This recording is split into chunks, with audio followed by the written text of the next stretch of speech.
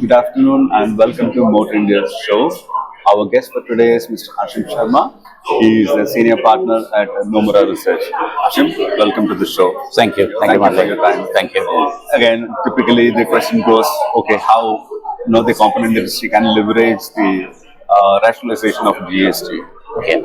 So I think there are multiple ways that this could be done. On the one hand, it will spur demand across vehicular segments, in particular the small car segment, which hitherto was decreasing in size. So one is that.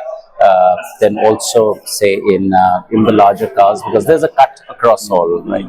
Even motorbikes we'll see sort of increase in sales happening, and because components go into every vehicle, so with the increase in number of vehicles sold, I think certainly hold even the auto component industry in good stead. That's one.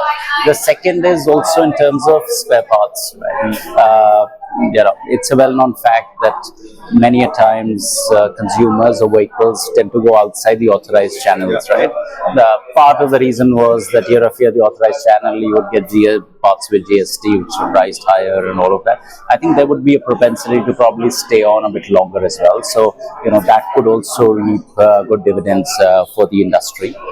Whether you are, sort of supplying the OE channel, or even if you want to sell spares through your, authorized aftermarket network, which will also certainly be, the chances of the consumer coming to you and buying original spares with you, but somewhere it will also sort of help against counterfeits. Spurious spares. So even that will be there. So I think, those sort of multiple areas in which, GST should benefit the component industry as well. Yeah. That's interesting to know. So there are a lot of challenges worldwide. I don't know how to number. There is war, geopolitical situation, and the logistics issue, rare earth material, many things. Right. But still, as we say, there is an opportunity in adversity. Yeah, so, of course. How do you think that the component manufacturers can leverage this in their benefits and then enhance their exports? Sure. So I think the tariffs that come in the US and they affect a significant part of the industry. I think we do already see that there are markets that are starting to build up, and those could be looked at more with much more intent now. Much more. So, for example, Southeast Asia, where we do sell some, but we could look at more coming in.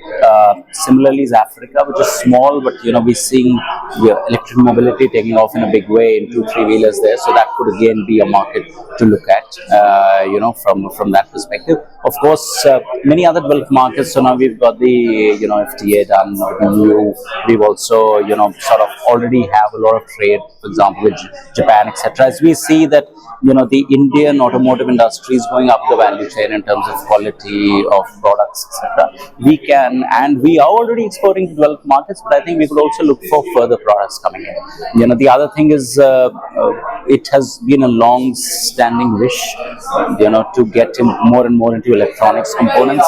As we get into that, probably we can then start leveraging what we make here to some of these developed markets, and that will certainly open up further revenues for us.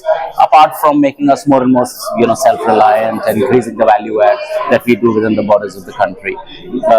Linked to that, of course, is also that recent critical issue of rare earths that's come to the fore. I think, again, multiple ways to address it. One is we do have some rare earths, but we don't refine them. So on the one hand is to look at refining capabilities.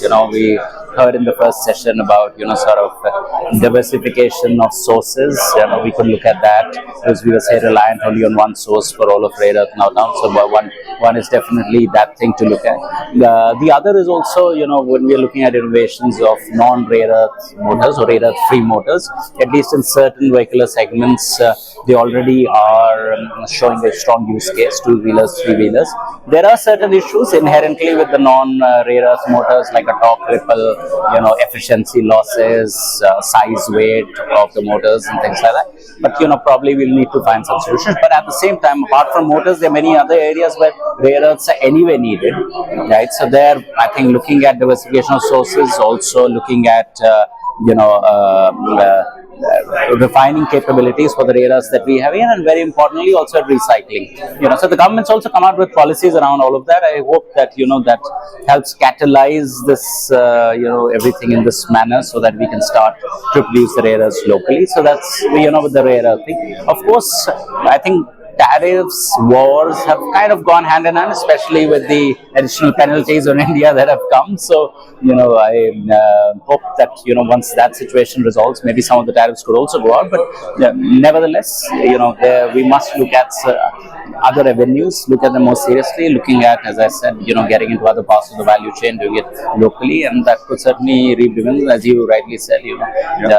Opportunity could be looked at in adversity, and this could be some of the ways to look at that. Ashim, thanks so much for your Thank you. Thank you, Rolly.